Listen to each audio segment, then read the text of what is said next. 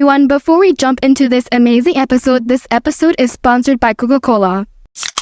Whether you're studying, hanging out, or recording your first podcast, it's always Coca-Cola season. Right now, it's the real thing. Open happiness, open a Coke. Grab yours today at your local 7-Eleven, now 25% off for a limited time.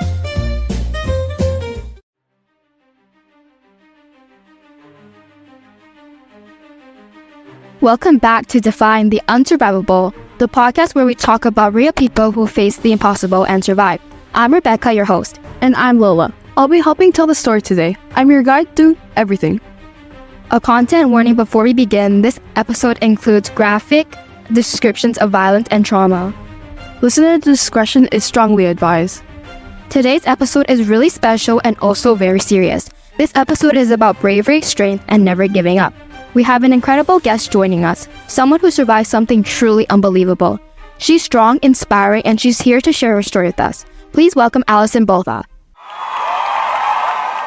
Hey Rebecca, and hey everyone. Thanks so much for having me. I'm really happy to be here and share my story with you.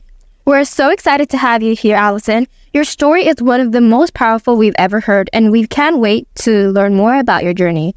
So, how about we start from the beginning before everything happened? What was life like for you? Well, I was 27 years old, living in Port Elizabeth, South Africa.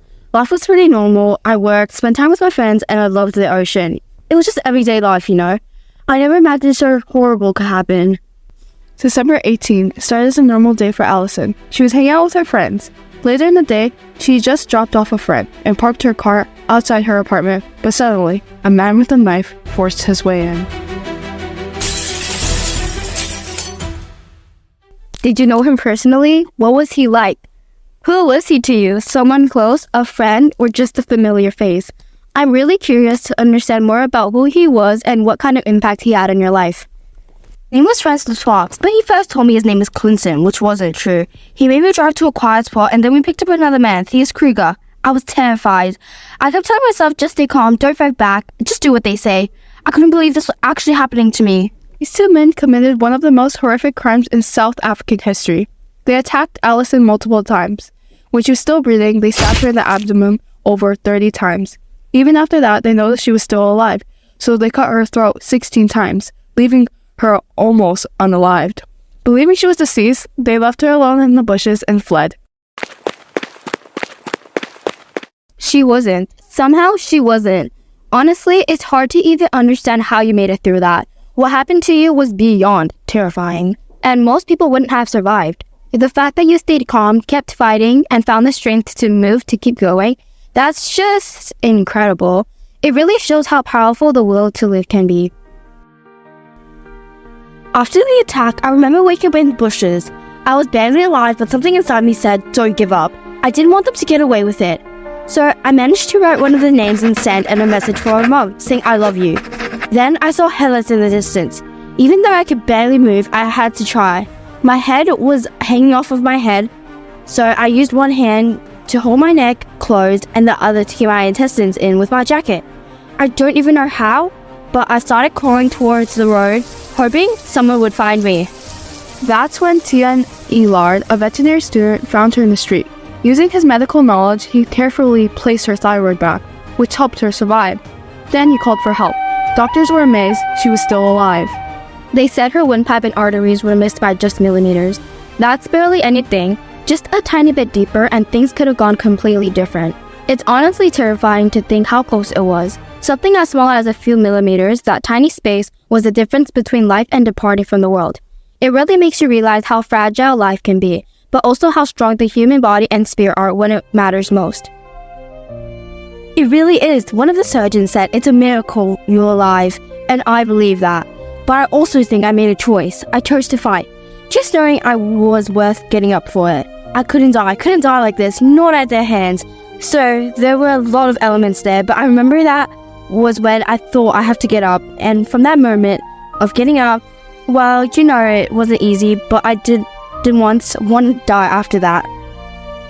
That kind of strength, it's honestly incredible to survive something so traumatic and speak about it with such courage.